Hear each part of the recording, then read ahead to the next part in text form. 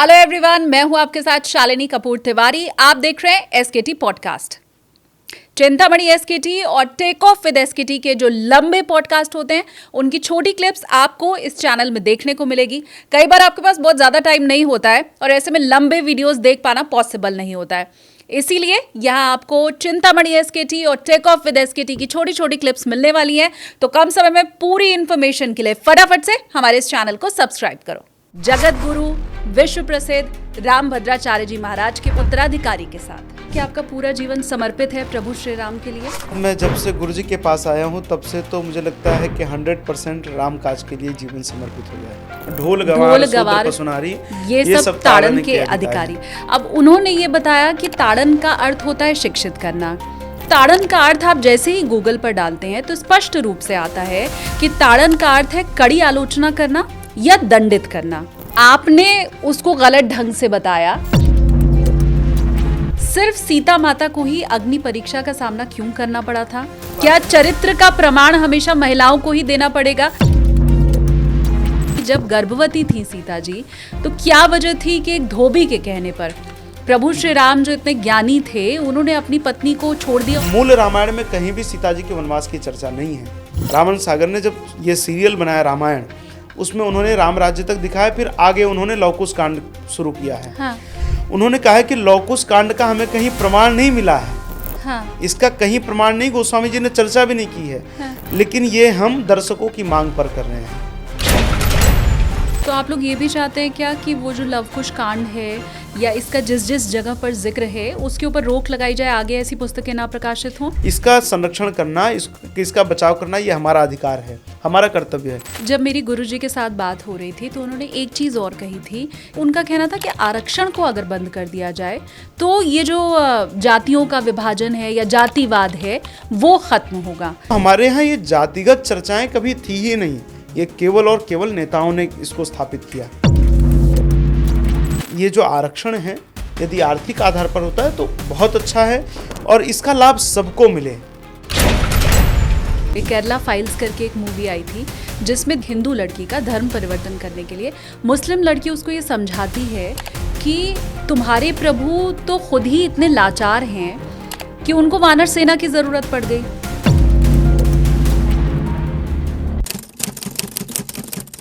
नमस्ते, प्रणाम, जय श्री कृष्ण, राधे राधे। मैं हूं आपके साथ शालिनी कपूर तिवारी, लेकर हाजिर हूं चिंतामणि एसकेटी पॉडकास्ट। आज के इस पॉडकास्ट में हम चर्चा करेंगे भगवान राम की, रामचरितमानस की। वो रामचरितमानस जो हर घर में आज भी व्याप्त है, लेकिन उसे लेकर के जैसे जैसे समय बीतता गया बहुत सारे सवाल लोगों के मन में उपजे। खास करके जो आज का युवा है उसके मन में तरह तरह के सवाल हैं रामचरितमानस को लेकर, उसके कई प्रसंगों को लेकर। उनमें से एक दो तो बहुत मुझे लगता है चर्चा का विषय, आलोचना का विषय बना हुआ है। चाहे वो रामचरितमानस में महिलाओं की स्थिति की बात हो, शूद्रों की स्थिति की बात हो, तो क्या वाकई जिस ढंग से हम उसे समझ रहे हैं वो उसी तरीके से लिखा गया था या उसके पीछे के भाव कुछ और थे? हमने सोचा कि जब इस विषय के ऊपर चर्चा करनी है तो किसी ऐसे व्यक्ति की ज़रूरत है जिसका पूरा जीवन राम काज के लिए समर्पित हो, जिसने बचपन से लेकर के अभी तक और आगे का जीवन भी राम के चरणों में ही समर्पित कर दिया हो। हम पहुंचे तुलसी पीठाधीश्वर, जगत गुरु, विश्व प्रसिद्ध रामभद्राचार्य जी महाराज के पास। हाल ही में आपने उनका पॉडकास्ट हमारे चिंतामणि एसकेटी पर देखा भी है, बहुत सराहा है आप लोगों ने। और फिर हमारी मुलाकात वहाँ पर हुई उनके उत्तराधिकारी के साथ। हमें लगा गंभीर विषय पर चर्चा और लंबे समय तक अगर करना है तो इनके साथ की जा सकती है। तो आज हमारे स्टूडियो में मौजूद है आचार्य रामचंद्र दास जी। बहुत स्वागत है गुरु जी आपका। बहुत बहुत धन्यवाद, बहुत धन्यवाद। ये मैंने ठीक कहा कि आपका पूरा जीवन समर्पित है प्रभु श्री राम के लिए? ऐसा मान सकते हैं कि बचपन के 12 साल को अगर छोड़ दें, जो मेरा परिवार के लिए, परिवार में जब मैं था अपने माता पिता के पास, और उसके बाद मैं जब से गुरु जी के पास आया हूँ तब से तो मुझे लगता है कि 100% राम काज के लिए जीवन समर्पित हो गया है। और ये सेना कितनी बड़ी है आप लोगों की? हमारे यहाँ जो जिस प्रकार से भारत की 3 प्रमुख सेनाएं हैं, वो सेना है जैसे थल सेना और वायुसेना और हमारी इंडियन नेवी, जल सेना जिसको कहते हैं। उसी प्रकार हमारे यहाँ जो जगत गुरु रामानंदाचार्य होता है वो वैष्णव परंपरा का सर्वोच्च एक पीठ होता है, सर्वोच्च आचार्य होता है वो। तो उनकी भी अपनी 3 सेनाएं होती हैं, जो एक हमारे यहाँ दिगंबर अखाड़ा, निर्मोही अखाड़ा और निर्वाणी अखाड़ा। तो इस प्रकार से अगर कहें तो जगत गुरु जी की सेना में लाखों साधु हैं। जिस प्रकार राम जी की सेना में लाखों बानर थे, करोड़ों बानर थे, उसी प्रकार हम लोग भी गुरु जी की सेना हैं। सनातन की रक्षा की जब बात आती है, जब उनकी सनातन के संरक्षण की बात आती है, सनातन धर्मियों के साथ खड़े होने की बात आती है, तब गुरुदेव की वाणी और हमारे साधुओं की फौज पूरी खड़ी हो जाती है। अगर मेरा कोई व्यूअर इस समय आपको सुन रहा है और वो चाहता है कि उसका पुत्र भी आपकी सेना ज्वाइन करे, आपके साथ आए, तो क्या आपके दरवाजे हर किसी के लिए खुले हैं या? हाँ, आश्रमों में कभी दरवाज़ा होता ही नहीं है। अच्छा। तो आश्रम का अर्थ ही होता है जहाँ जाकर हमारा श्रम, हमारी थकान खत्म हो जाए। आश्रमगतः जहाँ जाकर के हमारी थकान खत्म हो जाए, वो शारीरिक थकान भी, मानसिक थकान भी जो है, जो थाक समाप्त हो जाए, जहाँ जाकर, वही आश्रम है। आश्रमों में क्या होती है? कथा होती है। कथा का यदि आप उल्टा करेंगे तो थाक होता है। जहाँ जीवन की थाक समाप्त हो जाए वही कथा है, वही आश्रम है। तो आश्रम के दरवाजे तो सबके लिए, जो सनातन के लिए, जो समाज के लिए समर्पित हो, भारतीय संस्कृति के संरक्षण के समर्पित हो, वही आश्रम है। तो आश्रमों में कभी दरवाजे नहीं होते। आश्रम समाज के लिए समर्पित है, समाज का अपना स्थान है, समाज के द्वारा दिया गया स्थान है, तो वो सबके लिए खुला है। हम तो चाहते हैं, हम तो बाहें फैलाकर स्वागत करते हैं कि जो भी व्यक्ति, आज सनातन धर्म को आवश्यकता है समर्पण की, आज त्याग की आवश्यकता है। हमारी जो सनातन संस्कृति रही है, ये निरंतर समर्पण को चाहती है। चाहे भगवान श्री राम को देखिए, जब ऋषियों के यज्ञ में विघ्न हुआ, विश्वामित्र जी के यज्ञ में आकर के राक्षसों ने विघ्न किया, उस समय चक्रवर्ती सम्राट के दशरथ जी महाराज के 4थी अवस्था में उनको पुत्र प्राप्त हुए थे। लेकिन जब राष्ट्र की बात आई, धर्म की बात आई, ऋषियों के यज्ञ के विघ्न की बात आई, तो चक्रवर्ती महाराज ने अपने प्राण प्यारे पुत्र श्री राघवेंद्र सरकार को और भैया लखनलाल जी को उनकी सेवा के लिए समर्पित कर दिया। ये सनातन धर्म है। आचार्य जी, क्योंकि आज हम रामायण के ऊपर चर्चा करने वाले हैं, मैं ये मानती हूँ कि हर सनातनी के घर में एक रामचरितमानस की पुस्तक ज़रूर होती है, जहाँ हमने अपना मंदिर बनाया होता है, लेकिन उसमें लिखे हुए शब्दों को हम पढ़ तो लेते हैं, ठीक ढंग से समझ नहीं पाते हैं शायद। फिर कहीं सुनी बातों के ऊपर भी कभी कभी यकीन हो जाता है। आप आज खुद लेके आए हैं रामचरितमानस, तो आपने भी क्या बचपन से अध्ययन किया है? मुझे लगता है कि गुरुदेव जो हैं वो सनातन धर्म का एक चलता फिरता विश्वविद्यालय है। और सनातन धर्म के जितने ग्रंथ हैं, आर्ष ग्रंथ हैं, चाहे वो वेद हों, चाहे वो पुराण हो, चाहे वो पुराण हो, चाहे उपनिषद हो, चाहे ब्रह्मसूत्र हो, जो प्रस्थानत्रयी की बात आई, गीता, ब्रह्मसूत्र और उपनिषद, ये संपूर्ण वाङ्मय ऋग्वेद से लेकर हनुमान चालीसा तक उनके मानस पटल पर निरंतर विद्यमान रहता है। तो उनके साथ रहना, मुझे लगता है अपने आप में वही एक अध्ययन है। कभी तो गुरुदेव प्रातः 4 बजे भी ग्रंथों की चर्चा करते हैं, कभी रात को सोते सोते रात को 2 बजे भी जगाते हैं कि मैंने इस श्लोक पर एक नया विचार किया है, इस चौपाई पर एक नया चिंतन किया है। हाँ। लेकिन उसमें गुरुदेव कहते हैं कि संपूर्ण भारतीय संस्कृति, सनातन धर्म का जो सार है वो श्री रामचरितमानस है। रामायण क्या है? मतलब राम जी जहाँ नित्य निवास करते हैं, रामस्य अयनम, राम जी जहाँ नित्य निवास करते हैं वो रामचरितमानस। जैसे एक होता है ना कि आपके 2 एड्रेस होंगे, एक आपका ऑफिशियल एड्रेस है जहाँ आप 10 से 5 मिलेंगे, 10 से 4 मिलेंगे, अपने वर्क टाइम में वहाँ मिलते हैं, और एक होता है आपका परमानेंट एड्रेस जो आपका रेजिडेंशियल एड्रेस होता है। तो उसी प्रकार ये राम जी का नित्य का एड्रेस है। आप जब रामचरितमानस उठा लीजिए, उनकी पंक्तियों को पढ़ेंगे तो आपके हृदय में राम जी प्रकट हो जाएंगे, किसी न किसी भाव में, जिसकी जैसी भावना होगी उस प्रकार से प्रकट हो जाएंगे प्रभु। तो और उसमें भी विशेष रामचरितमानस को हमारे यहाँ अनेकों महापुरुषों ने गाया। पुण्य पुण्य कितने हो सुने सुनाए, ही की प्यास बुझत न बुझाए।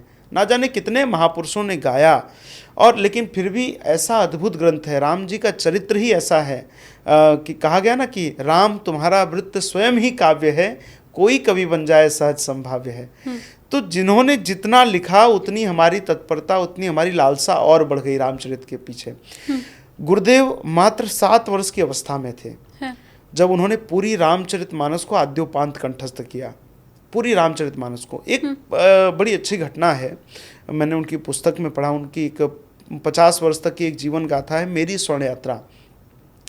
उसमें गुरुदेव ने लिखा है कि जब मैं लगभग 4-5 वर्ष का था तो हमारे गांव में एक मदारी आया खेल दिखाने के लिए।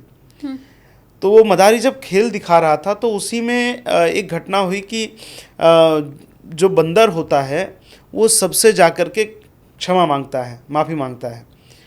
तो बंदर सबके पास जब जाने लगा तो छोटे छोटे बच्चे ही थे गुरुदेव जिनके साथ गए थे, हाथ पकड़ के, चूँकि 2 माह की अवस्था में गुरुदेव के भौतिक नेत्र चले गए थे।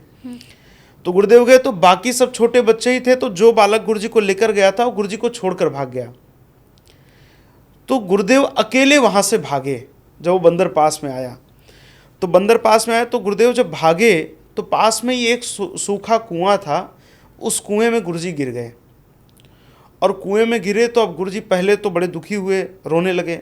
फिर गुरुजी को एकाएक याद आया कि मेरे बाबा ने अर्थात पितामह ने आज ही मुझे कंठस्थ कराया, भय प्रकट कृपाला दीन दयाला कौशल्या हितकारी। उसमें अंत में पूज्यपाद गोस्वामी जी लिखते हैं, यह चरित जे गावहीं हरिपद पावहीं ते न परहीं भव कूपा। तो गुरुजी ने कहा कि जो भगवान का चरित्र गाता है वो तो इस भव संसार के कुएं में नहीं पड़ता है। तो मैं जब इस छोटे से कुएं में पड़ा हूँ तो मैं भगवान के चरित्र को गाता हूँ। तो उन्होंने भय प्रकट कृपाला पूरा गाया। और उससे में क्या हुआ कि गांव की एक महिला थी, वृद्ध महिला थी, वो गुरुजी की आवाज़ सुन गई और आकर के फिर उन्होंने गुरुजी को बड़े प्रयास करके गुरुजी को वहाँ से कुएं से निकाला तो गुरुजी की आस्था रामचरितमानस में और दृढ़ हो गई। गुरुजी ने कहा कि जब इतनी छोटी सी पंक्ति मुझे इस कुएं से निकाल सकती है तो अगर मैं पूरे रामचरितमानस को कंठस्थ कर लूँगा तब तो मैं इस भवकूप में, इस संसार सागर में फंसूंगा ही नहीं। और फिर गुरुजी ने 7 वर्ष की आयु में पूरी रामचरितमानस को कंठस्थ किया। तो मुझे लगता है कि वर्तमान समय में जो रामचरितमानस के साधक हैं, चिंतक हैं, विद्वान हैं, उनमें गुरुजी अपने आप में सर्वोच्च स्थान में हैं। बहुत श्रम है उनका रामचरितमानस को लेकर के। अनेक ऐसे बिंदु, अनेक ऐसे सिद्धांत, अनेक ऐसा चिंतन पूज्य गुरुदेव ने इस समाज को दिया है रामचरितमानस को लेकर के। और शायद यही वजह है कि गुरुजी को अभी ज्ञानपीठ पुरस्कार भी मिला है। ये वो पुरस्कार है जो जब से शुरू हुआ है तब से आज तक पहली बार किसी धार्मिक ग्रंथ को लिखने के ऊपर दिया गया है। पहली बार ये पुरस्कार जो है किसी संत को प्राप्त हुआ और पूर्ण रूप से संस्कृत और भारतीय वाङ्मय के लिए समर्पित व्यक्ति को दिया गया ये पुरस्कार, जो साहित्य के क्षेत्र का सबसे बड़ा पुरस्कार है, ज्ञानपीठ अवार्ड। और उसके साथ ही उनको भारत का द्वितीय सर्वोच्च पुरस्कार भी, पद्म विभूषण भी प्राप्त हुआ। और ना जाने मैं तो ऐसा मानता हूँ शालिनी जी, आप तो उनसे भी कुछ दिन पहले मिलकर आई, उनकी सहजता को, उनकी सरलता को आपने बहुत निकट से देखा होगा कि वो जब चिंतन करने में आते हैं तो एक ऋषियों जैसा उनका गूढ़ चिंतन है, लेकिन जब अपने आनंद में आते हैं तो एक 5 वर्ष के बालक से भी ज़्यादा सरल हैं। आप उनसे मिलकर आपने ये अनुभव किया होगा। तो मुझे लगता है कि उनका ऐसा व्यक्तित्व है, ऐसा उनका जीवन है कि वो पुरस्कार को प्राप्त करके पुरस्कृत नहीं होते, अपितु पुरस्कार ही पुरस्कृत हो जाता है उन्हें प्राप्त करके। जैसे चाहे जो धाराएं निकलें वो पहले झरने हो सकते हैं, पहले उनका दूसरा नाम हो सकता है, पहले कहीं के नाले हो सकते हैं, लेकिन जब वो आगे चल कर के गंगा जी में मिल जाते हैं तो वो गंगा जी की धारा हो जाते हैं। तो ये सारे पुरस्कार गुरुदेव को प्राप्त करके पुरस्कृत हो जाते हैं। ठीक बात। अब क्योंकि गुरुजी की चर्चा चल ही रही है, जब मैं अभी उनसे मिली तो उन्होंने मुझे रामायण का ये जो दोहा है जो बड़ा विवादित है कि शूद्र पशु नारी ढोल गवार पशु नारी ये सब ताड़न के अधिकारी। अब उन्होंने ये बताया कि ताड़न का अर्थ होता है शिक्षित करना। उसे लेकर बहुत विवाद भी रहा। जब हम गूगल के ऊपर ताड़न का अर्थ ढूंढते हैं तो जो लाइन इसके ऊपर आ रही है वो मैं अपने दर्शकों को बताऊं, क्योंकि गूगल का बड़ा भरोसा आज के यूथ को हो गया है। उसका कहना है कि ये तो गलत नहीं बताएगा। तो ताड़न का अर्थ आप जैसे ही गूगल पर डालते हैं तो स्पष्ट रूप से आता है कि ताड़न का अर्थ है कड़ी आलोचना करना या दंडित करना। ये शब्द ताड़ना से बना है जिसका अर्थ है देखना, परखना, सुधारना। कभी कभी इसका उपयोग सुरक्षा करने, देखभाल करने में भी किया जाता है, लेकिन कड़ी आलोचना या डांटना इसका सही अर्थ है। तो लोगों का ये कहना है कि आपने उसको गलत ढंग से बताया, गूगल तो इसका ये अर्थ बता रहा है। अब ये जो मुझे लगता है ये एक और विवाद का विषय है, तो आप इसके पीछे कैसे इसे समझाएंगे? सबसे पहली बात तो मुझे बड़ी हास्यास्पद लगती है कि जिस भारतीय दर्शन ने जब दुनिया नक्षत्रों तक नहीं पहुंची थी, ग्रहों तक नहीं पहुंची थी, तब हमारे आर्यभट्ट ने सोने की खोज की, हमारे महापुरुषों ने खगोल की संरचना कर ली, खगोल का चिंतन किया कि मंगल की स्थिति क्या है, शुक्र की स्थिति क्या है, गुरु की स्थिति क्या है, सूर्य से पृथ्वी कितनी दूरी पर है, पृथ्वी सूर्य के भी चक्कर लगाती है और अपनी धुरी पर भी चक्कर लगा रही है, अपनी धुरी पर भी घूमती है। उस देश को आज गूगल गुरु की आवश्यकता पड़ रही है। ये मतलब हास्यास्पद है कि जहां हमारे पास ऐसा विद्वान महापुरुष है, जगत गुरु जी जैसा विद्वान है, वहां गूगल गुरु की आवश्यकता पड़ रही है। गूगल कहाँ का है? गूगल एक विदेशी बेस्ड संस्था है। वो हमने जितना उसको कमांड दिया वही तो वो प्रस्तुत करता है, उसका अपना मौलिक चिंतन थोड़ी है कोई। जितना उसमें फीड किया गया है वो तो एक रटा हुआ तोता जैसा है कि तोते को आपने जो रटा दिया उसी प्रकार की गूगल की स्थिति है। हमारे यहाँ अमरकोश एक ग्रंथ है और अमरकोश में जितने भी भारतीय मतलब प्राचीन शब्द हैं उन शब्दों के अर्थ लिखे हैं। तो वहाँ पर ये ताड़न शब्द का जो अर्थ है वो ताड़नम शिक्षणम, वहाँ पे एक ताड़न का अर्थ है दंडित करना और दूसरा अर्थ है शिक्षित करना, शिक्षण देना। अब देखिए, जैसे हमारे यहाँ इंग्लिश में और संस्कृत शब्दकोश में यही अंतर है कि अंग्रेजी में जैसे कहना हो कि मैं जा रहा हूँ, आई एम गोइंग, इतना ही कहेंगे। लेकिन यहाँ पर संस्कृत शब्द में जाने के लिए बहुत सारे अर्थ हैं। अहम गच्छामि, अहम ब्रजामि, इस प्रकार के अनेक अर्थ हैं। जैसे बगीचा है उसको उद्यान भी कहते हैं, उसको आराम भी कहते हैं। तो एक प्रसंग मुझे याद आ रहा है कि गुरुदेव जब संपूर्णानंद संस्कृत विश्वविद्यालय पढ़ने गए, तो वहाँ के प्रोफेसर ने गुरुजी से कहा कि विद्यार्थी एक अनुवाद करो कि बालक बगीचे में खेल रहा है। तो एक सामान्य हमारे जैसा विद्यार्थी होगा वो कहेगा कि बालक आरामे रमति, बालक उद्यान में खेल रहा है, बालक उद्याने रमति। लेकिन गुरुदेव ने क्या अर्थ किया कि जैसे राम उद्यान में खेल रहा है तो गुरुदेव ने अर्थ किया उद्याने रमते रामः, है ना? अच्छा। तो आरामे रमते रामः गुरुजी ने अर्थ किया। तो संस्कृत की यही विशेषता है। जैसे हरि शब्द है, हरि शब्द का वायु भी अर्थ है, हरि शब्द का वानर भी अर्थ है, हरि शब्द का श्री हरि विष्णु भी अर्थ है और हरि शब्द का सर्प भी अर्थ है, हरि शब्द का घोड़ा भी अर्थ है। अब ये हमें अपने विवेक से तय करना है कि किस प्रसंग की चर्चा हो रही है।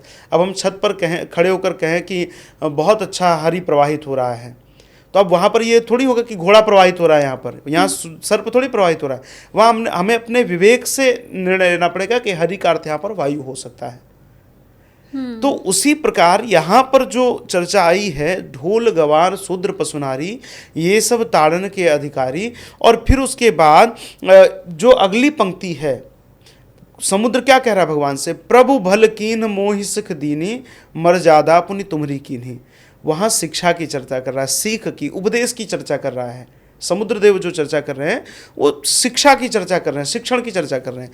तो हमें किसी भी प्रसंग के पूर्व और पर पक्ष पर विचार करके तब उसका मूल अर्थ हम समझ सकते हैं। तो वहाँ पर जो आया है वो शिक्षण की चर्चा है। दरअसल हुआ क्या, 500 वर्ष पहले जब पूज्यपाद गोस्वामी जी ने रामचरितमानस की रचना की, तो उस समय महिलाओं को शिक्षा का अधिकार नहीं था। मुगल काल था इस देश में, और मुगल काल में महिलाओं की शिक्षा का तमाम ऐसी प्रथाएं थी जो बहुत जड़ता का प्रतीक थी। उनको तमाम कुरीतियों में रखा जाता था। जैसे देखिए, वर्तमान सरकार को अभिनंदन देना चाहिए, बहुत सारे ऐसे प्रकरण हुए। आप देखिए, ट्रिपल तलाक इसी सरकार ने बंद किया।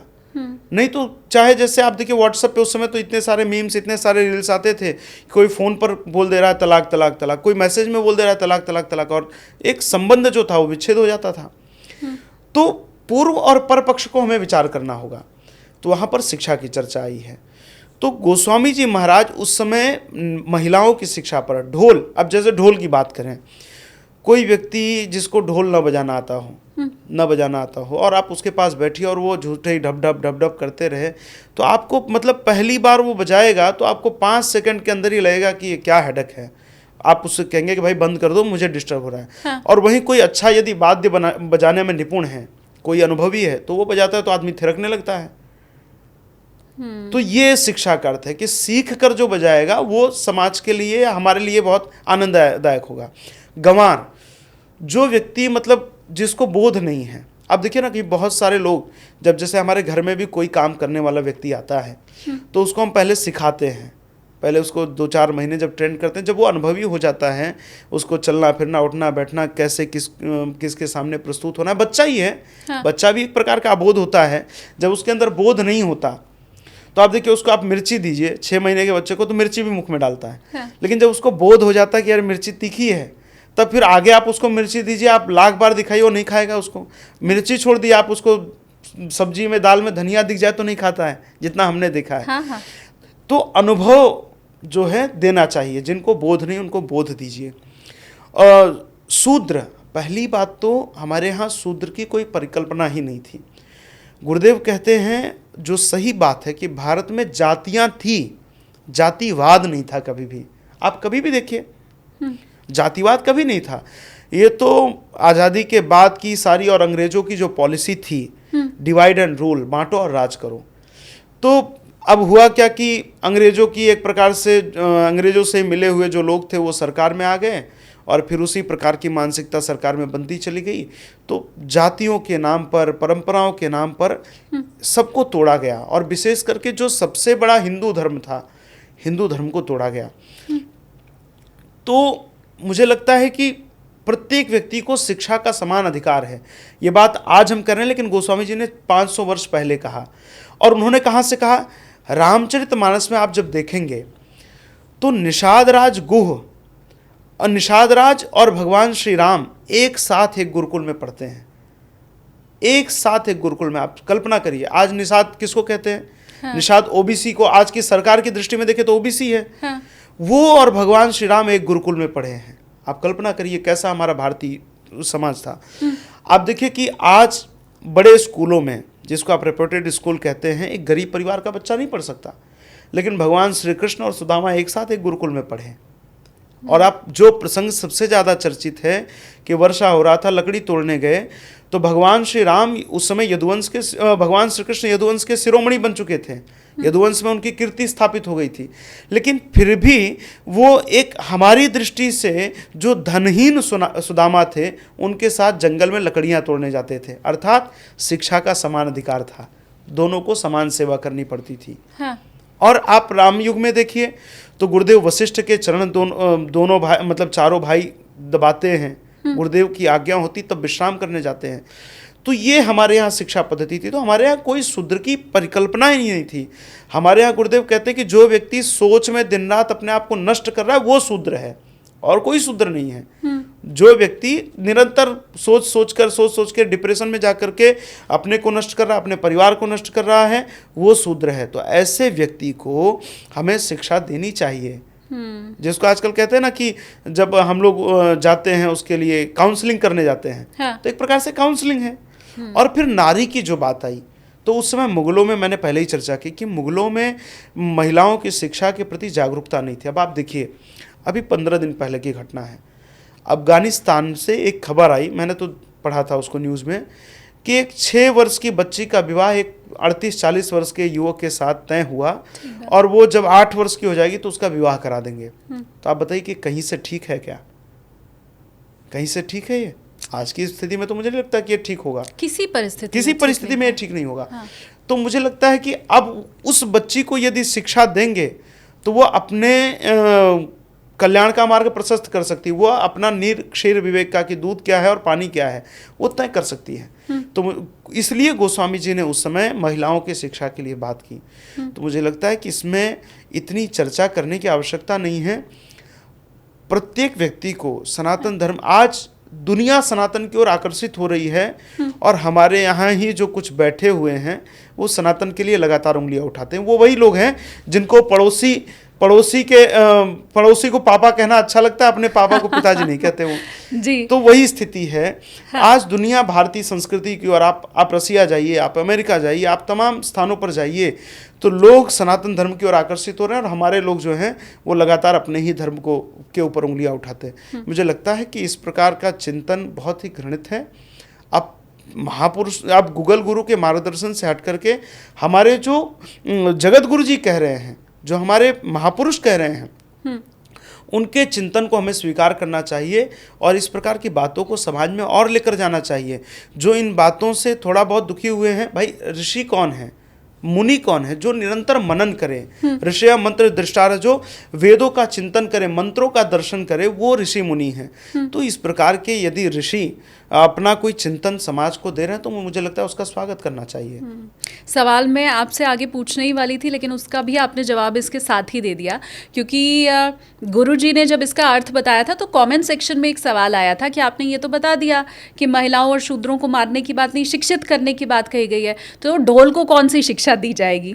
तो वो आपने अपने जवाब में ही बता दिया कि वो ढोल को शिक्षित करने की बात नहीं कही गई है, उसको बजाने के लिए शिक्षा लेने की बात कही गई है। तो मुझे लगता है वो सवाल जो आप लोगों ने कमेंट में पूछा था उसका जवाब भी आपको मिल गया है, और इसीलिए इन बातों को आप भी ज्यादा से ज्यादा प्रचारित कीजिए, शेयर कीजिए, ताकि ये जो भ्रांतियां फैलाए जाने की कोशिश की जा रही है शायद राजनीति के चलते, तो उसका भी समापन हो सके। बिल्कुल ठीक बात है। एक और बात जो हर स्त्री पूछती है, जो हर लड़की पूछती है, वो ये कि सिर्फ सीता माता को ही अग्नि परीक्षा का सामना क्यों करना पड़ा था?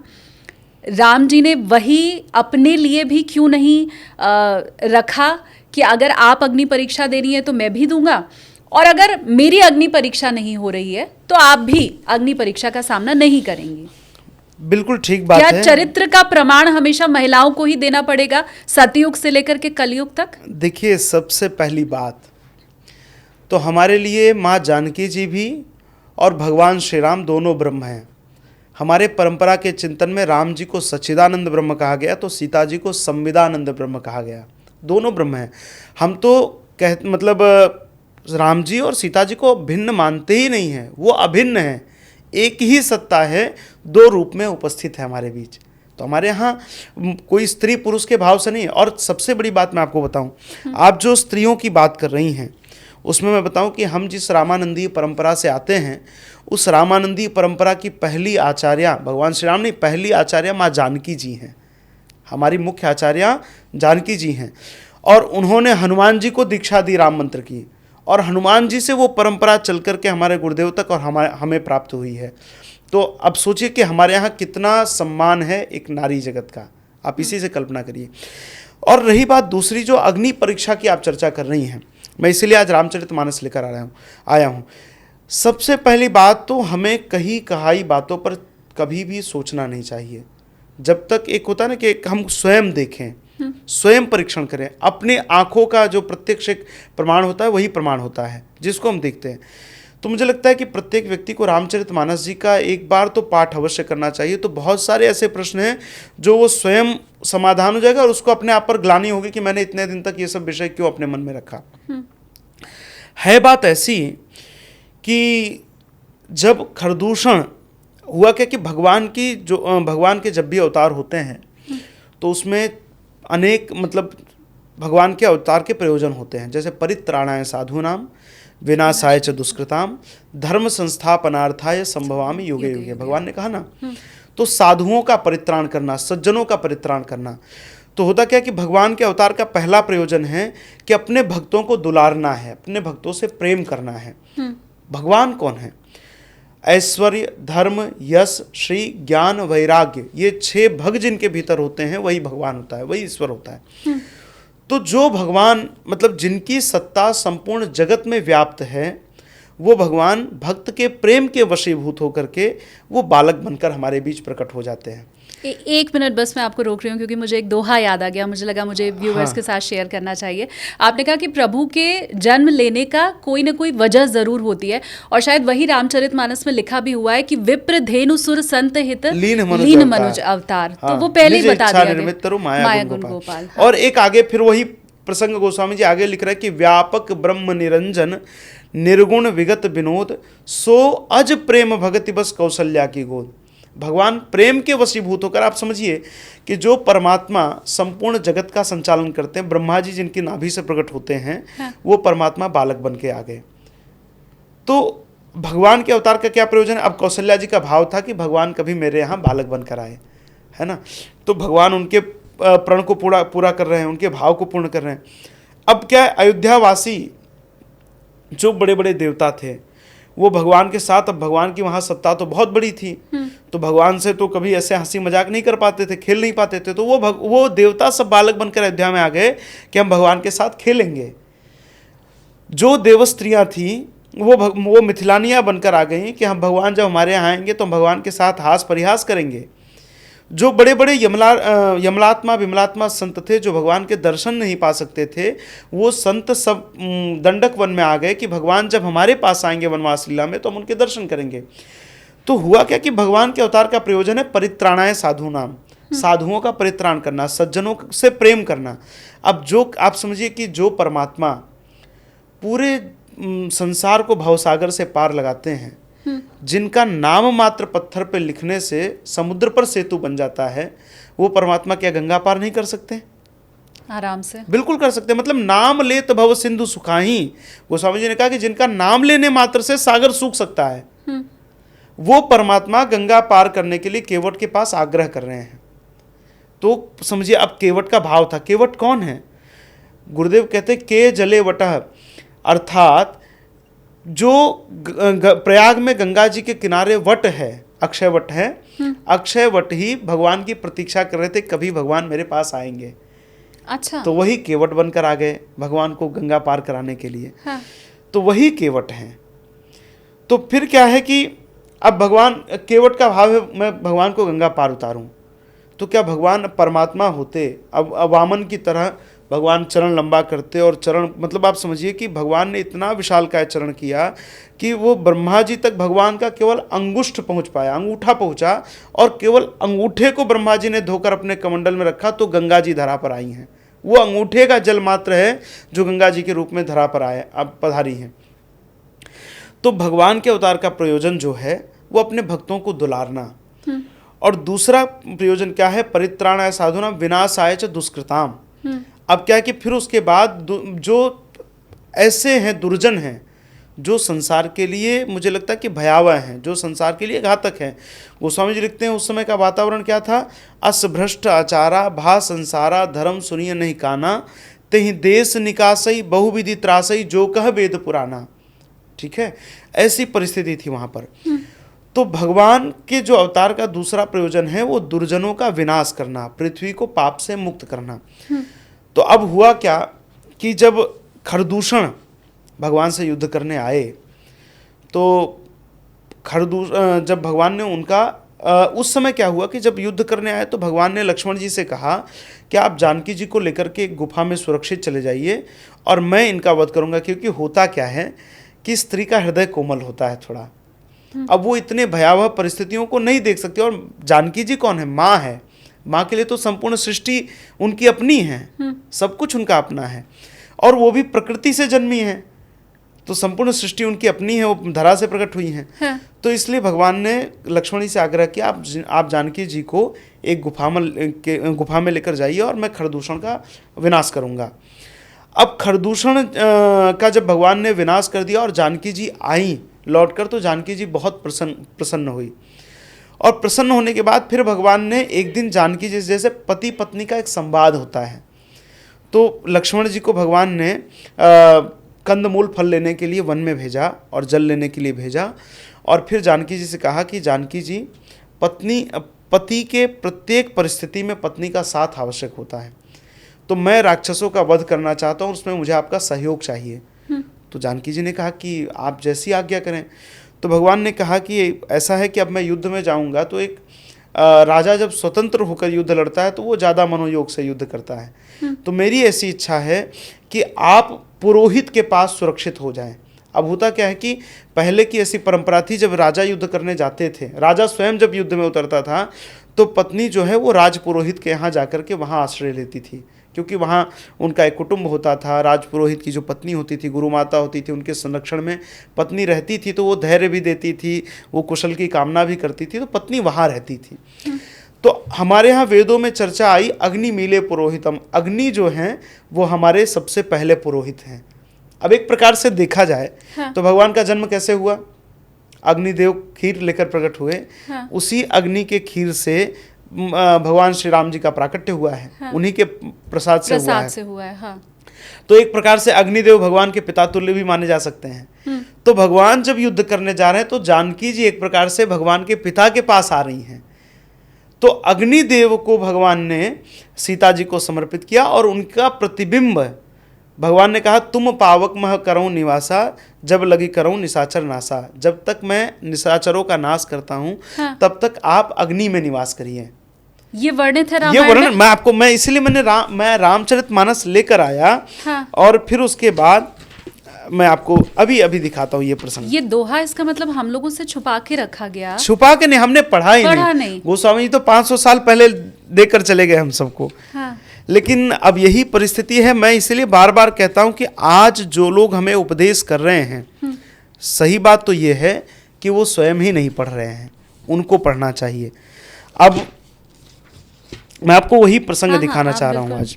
देखिए, अब यहाँ पर अरण्य कांड में 23वां दोहा है। लक्ष्मण गए बनहि जब, लेन मूल फल कंद, जनक सुतासन बोले बिहस कृपा सुख कंद।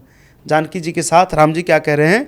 सुनहु प्रिया व्रत रुचिर सुशीला, मैं कछु करब ललित नरलीला, तुम पावक मह करऊं निवासा, जब लगी करऊं निशाचर नासा। भगवान श्री राम कह रहे हैं। और उसके बाद फिर अब क्या हो रहा है कि जब ही राम सब कहा बखानी, प्रभुपद धरी ही अनल समानी। भगवान को जानकी जी ने प्रणाम किया और उनकी आज्ञा को रखते हुए वो अग्नि में प्रवेश कर गई। और फिर क्या हुआ कि निज प्रतिबिंब राखित सीता, तैसे ही रूप सुशील विनीता। अपने जैसा ही एक होता नहीं, फिल्मों में हम देखते हैं कि एक कॉपी हीरो होता है, डुप्लीकेट हीरो जो होता है, जो एक्शन सीन होता है, डबल बॉडी जो होती है। तो उसी प्रकार जानकी जी ने अपनी एक कॉपी, अपनी निज प्रतिबिंब, अपने जैसी एक कॉपी, अपने जैसा ही प्रतिबिंब जानकी जी ने रखा, जो बिल्कुल जानकी जी जैसी है। और स्वयं जो है भगवान की आज्ञा से अग्निदेव के साथ चली गई जानकी जी। ठीक बात है। ये बिल्कुल क्लियर हो गया।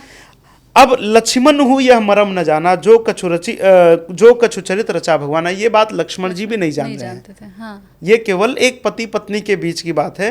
भगवान श्री राम और माँ जानकी जी तक ही इसको जान रही हैं।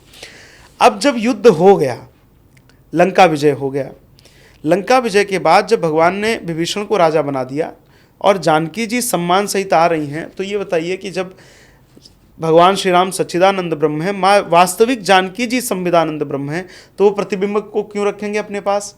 उनको तो वास्तविक जानकी जी चाहिए ना। तो फिर इसीलिए भगवान ने अग्नि प्रकट किया और परीक्षा नहीं ली है।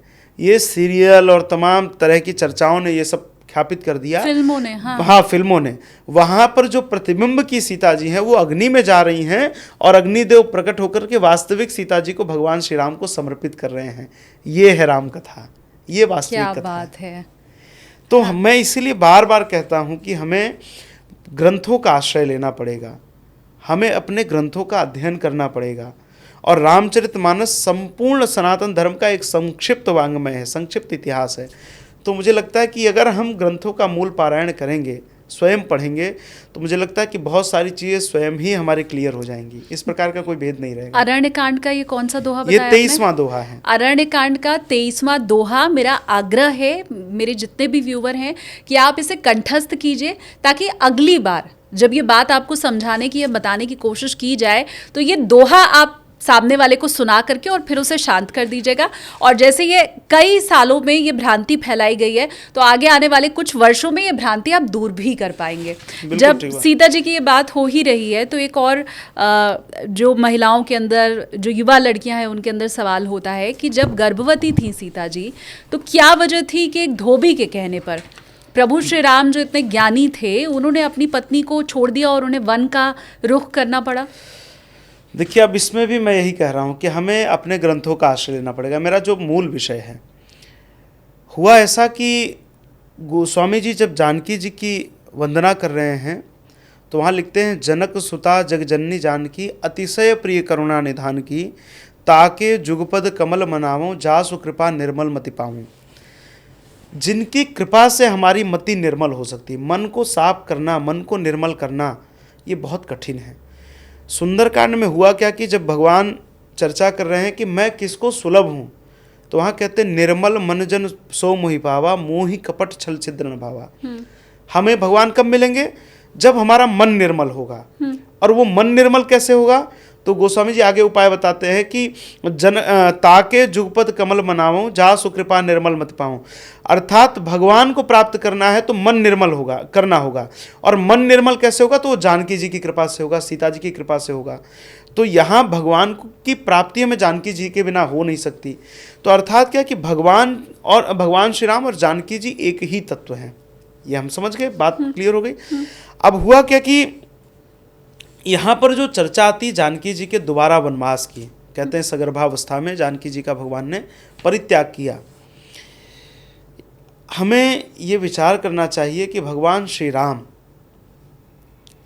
कभी भी शास्त्र के विपरीत कर नहीं सकते। एक और सीरियलों में ख्यापित किया गया कि भगवान श्री राम जब यज्ञ कर रहे हैं, अश्वमेध यज्ञ कर रहे हैं, तो वहाँ पर जानकी जी की एक मूर्ति भी वहाँ पर स्थापित करते हैं, मूर्ति को साथ लेकर के वहाँ पर यज्ञ आदि करते हैं। पहली बात तो जो व्यक्ति जब तक जीवित रहता है वो उसकी मूर्ति कभी नहीं बनती है, तो भगवान श्री राम वहाँ पर ये नहीं करेंगे।